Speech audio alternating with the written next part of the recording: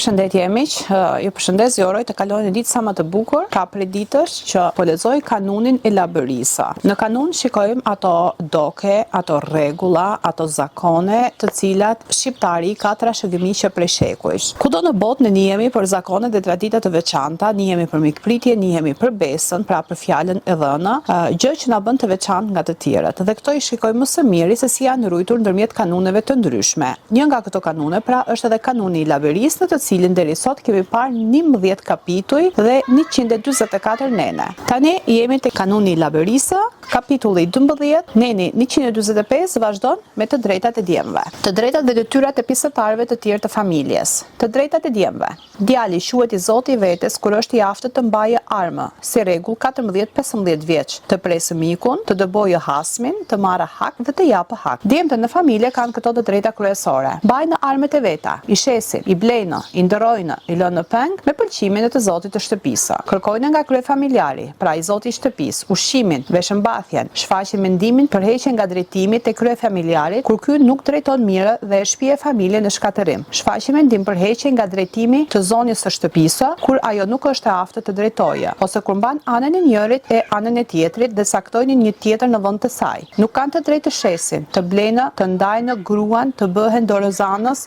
shkues, vëllam, kumbarë, palejnë e kryefamiljarit. Djali martuar ka të drejtë të ndahet e të krijojë familje me ekonomi më vete kur e shet të nevojshme ose kur nuk shkon mirë me të tjerët. Ai ose gruaja e tij me vjerën e kunatat. Djemtë e martuar kur jetojnë në një shtëpi flenë në dhoma të veçanta, ndërsa djemtë e pamartuar flenë në një odë. Vajzat e rritura flenë në veçantë. Djali i madh pas vdekjes së babës si rregull bëhet zot shtëpie, pra kryefamiljar. Vëllai i madh pyetet për çdo punë të shtëpisë së brenda dhe jashtë saj. Neni 146, detyrat e djemve.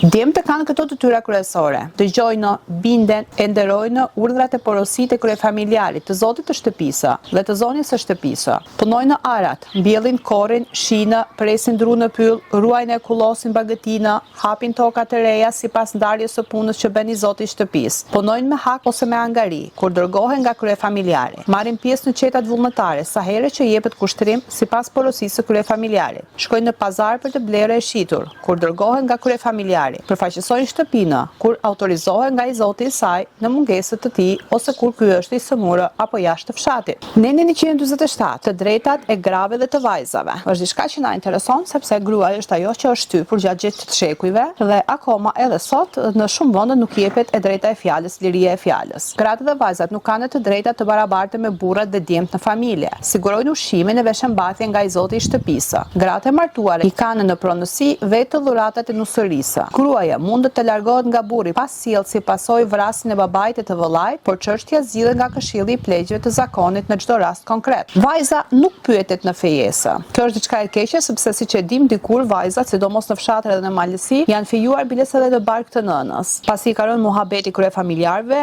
burrave pleqjve dhe i kanë thënë që ne bëhemi mik për besë me njëri tjetrin, nëse mua më lind vajzë do ta jap për djalin tënd. A lind sakat, a lind çorre, i Zoti i madh e din. Dhe një pjesë e madhe e vajzave dhe e grave shqiptare, sidomos në zonat malore dhe në malësi, janë martuar pa e ditur se me këto do martohen. Janë martuar me pleq apo janë martuar me të ri. Dhe me të vërtetë kjo është diçka shumë poshtëruese për femrën, e cila është nënë, e cila i jep jetë, e cila ajo i ka lindur këtë djem dhe burra që sot ato rriten dhe vendosin në emrin të saj dhe kjo është një padrejtësi e madhe. Gratë më të moshuara gëzojnë respekt nga të tjerët. Nusja e re trajtohet me kujdes dhe dashamirësi në vitin e parë. Kësaj lejohet të shkojë në shtëpinë prindërore më shpesh, në 2 javë ose në 1 muaj. Me leje të zonjës së shtëpisë, ajo, pra nusja e re, mund të shkojë në dasme ose në mort apo në një thirrje, a rast tjetër të kësaj natyre. Nusja e re kudo që shkon shoqërohet nga një burrë ose djalë i shtëpisë, por vetëm nuk mund të shkojë asgjë kundi. Gjithashtu veprohet me vajzat e pamartuara, për çdo kërkesë, ankesë që kanë gratë e nuset e reja, i drejtohen zonjës së shtëpisë. Kur kjo nuk ka mundësi ta zgjidhë, i drejtohen të zotit të shtëpisë.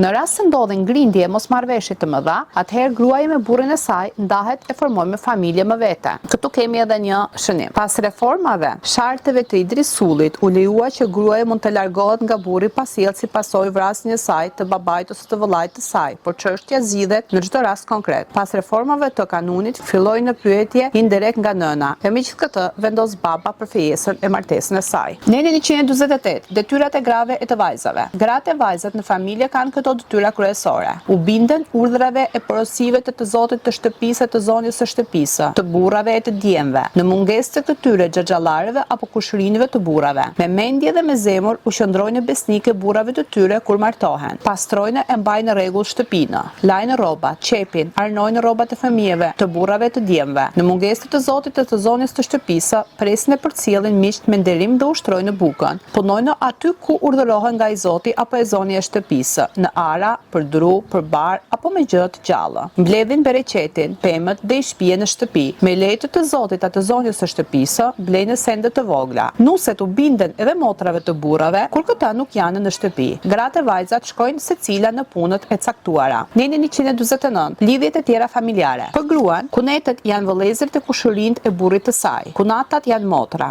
kushërirat, gratë e vëllezërve të nipave të kushërirëve të burrit. Për burrin, kunetët janë vëllezërit e kushërinjt e gruas. Kunatat janë motra, kushërirat, gratë e vëllezërve të kushërirëve të saj. Vjehër për gruan janë babai e nëna e burrit. Për burrin, babai e nëna e gruas. Burrat e dy motrave quhen baxhanak me dystyre dhe kanë vetëm lidhje miqësore. Bijtë e tyre janë kushërit midis tyre. Xhaxhai, vëllai i babës dhe ungji i nipave ose mbesave të tij. Daja është vëllai i nënës për bijtë dhe bijat, vëllai i motrës për nipat, mbesat dhe stërmbesat. Po lexoj një shënim. Në një fshat të Kurveleshit, në vellazërinë e personit të quajtur Eke, erdhi dhe familja Brahaj, e cila u bë pjesëtare e saj. Ajo hyri në kurshime tre familje gjitone të saj, por që ishin të vëllazërive të ndryshme ndonëse banonin në një mahalle pranë në një lagje. Neni 150. Vëllazëria. Vëllazëria përbëhet nga disa farefise me mbiemra të ndryshëm, të ndaren nga një trung i përbashkët, gjakësi të babës, por që nuk bëjnë kurshime midis tyre. Pranë vëllazërive mund të pranohen e bashkohen edhe familje të ardhura që nuk janë të atij fisi, por në mbrojtjet e tij, ato gëzojnë të drejtat e detyrimet të barabarta me pjesëtarët e tjerë të vëllazërisë dhe nuk bëjnë krushi brenda saj. Vëllazëritë e reja si rregull vendosen në aftësi të familjes, rënje të gjithë së bashku në një vend të caktuar që siguronte vetëm mbrojtje nga hakmarrja. Neni 151. Vëllazëritë që përbëjnë në qetën, pra mahallën. Vëllazëritë që janë në shumë përbëjnë një qetë ose një mahalle pra një lagje ose edhe një fshat. Këta janë në gjakësi me njëri tjetrin dhe 400 breza shtëjena janë gjakësi e nuk martohen me njëri tjetrin. Neni 152. Bojkotimi ose dëbimi nga vëllazëria. Vëllazëria mund të bojkotojë ose të dëbojë për saj një pjesëtar të familjes për një turp të rëndë. Neni 153. Brezat. Brezat ndahen në breza nga trungu i babës dhe në breza nga trungu i nënës. Brezat që rrjedhen nga trungu i babës quhen breza gjaku dhe janë katragjyshi, stërgjyshi, gjyshi, baba, djemtë, vajzat, nipat e stërmipat, mbesat e stërmbesat. Vëllezërit e motrat janë brezi i parë, se lindin nga një babë e një nënë. Brezat e tjerë janë kushërinjtë e parë, të dytë, të tretë e kështu me radhë. Brezat nga trungu i babës mund të mos kenë të njëjtën mbiemër. Brezat që rrjedhen nga trungu i nënës janë ata nipa e mbesa, stërnipa e stërmbesa nga bijtë e martuar. Brezat në vijet e tërthortë janë ata që rrjedhen nga baballare të ndryshëm të një trungu, ungji, vëllai, nipat e stërnipat në vije të drejtë. Fëmijët e mbesës janë shumë të afërt me familjen e trungut të babës e të nënës. Këtu ka një shënim, vëllazëritë janë ruajtur gjatë në Kurvelesh, në Bregdet, në Pilur, në Mesaplik, Smokthina, në Sevaster, në Rëzë, Tepelene e tjerë. Neni 154. Gjinia. Gjinia është familja e farefisit të gruas së martuar. Në gjini përfshihen gruaja, prindërit e saj, rrjedhja apo pjella e barkut të tyre brez pas brezi, deri në 5 breza. Gjinia e gruas së martuar mban lidhje me burrin e vajzës pra me dhëndrin. Gjinia si rregull jeton në të njëjtin fshat ose në fshatin fqinj. Neni 155. Farefisi. Farefisi përbëhet nga disa familje të veçanta me një mbiemër, rrjedhin nga një i parë, nga një plak i përbashkët në vije gjaku, bashkësi gjakuve të mbrojtëse të ardhura nga lashtësia.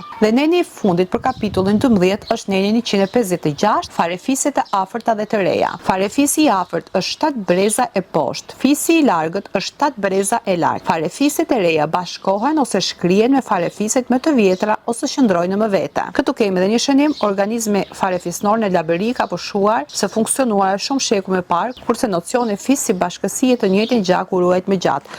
Pra, në kapitullin e 12 pamë nenet mbi vëllazërinë, mbi gjakun, mbi fisin dhe gjithashtu këtu pamë se sa afërsi si kanë brezat me njëri tjetrin. Pra siç e dimë ne shqiptarit kemi një zakon të veçantë që deri në 7 breza nuk martohemi. Por faktikisht me një bisedë që kam pasur para disa ditësh me një gjysh 99 vjeçar që është edhe studiues i mirë i të gjithë librave fetare të fesë katolike, fesë të krishterë apo fesë muslimane, dhe ai thotë që sipas librave të shenjtë deri në 11 breza martesat nuk mund të bëhen sepse quhen gjak. Por siç e dimë në librat të shenjtë ka disa cilësime që theksohet që vaj me det për ato të cilët kanë ndryshuar ajetet apo ligjet e mia, pra ligjet e librave të shenjtë për interesat e tyre vetjake. Pra që këtu mund të jenë bërë disa falsifikime ose mund të jenë humbur disa fletë sepse nuk janë shkruar, nuk kanë ardhur libra nga qielli, ashtu siç cilësoi edhe gjyshi 99 vjeçar, i cili tha që edhe me librin e shenjtë me Kur'an nuk lejohen që martesat të bëhen deri në 11 breza. Kur hoxhallaret e sotëm thonë që po nuk gjetë grua dhe nënën e ke halal. Fatkeqësisht, pra ky ishte kanuni që fliste për brezat, për të drejtat e gruas, për të drejtat e djemve në familje, për të drejtat e nuseve, dhe se si mund të bëhen edhe ndarjet kur familja nuk ecën, kur ka probleme të mëdha që kjo familje nuk mund të përjetojë, por pa u bërë grindje dhe vrasje në mes të fisit. Në kapitullin tjetër, në kapitullin 13 do të shohim kujdestaria, birësimi dhe vëllamëria. Pra, siç shikojmë në kanunet e shkruar si në kanunin Labiris që kam në dorë dhe në kanunet e tjera që do i shikojmë në kohët e ardhshme, shikojmë doket, zakonet, kulturën e lashtë që është ruajtur ndërmjet këtyre kanuneve dhe sot ato mundohet të zbatohen kushtetutë në bazë të kushtetutës, por dikur në vend të kushtetutës dhe të ligjeve shtetërore ka funksionuar kanuni që i ka mbrojtur të gjitha doket dhe zakonet dhe kulturën tonë. Mirupafshim në kapitullin tjetër.